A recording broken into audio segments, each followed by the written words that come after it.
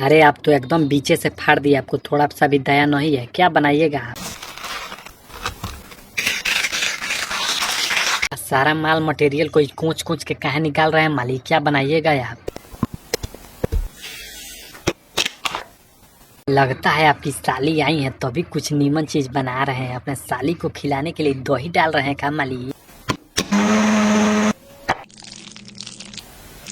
इसमें काहे भर मालिक लाइन से क्या बना रहे हैं आप? हमें तो कुछ समझ में नहीं आ रहा है। कोई नया मटेरियल बना रहे हैं क्या? एक कद्दू जैसा दिखने वाले फल का आप तो आइसक्रीम बना दिए। हमें लगा था कुछ सब्जी वगैरह बनाइएगा।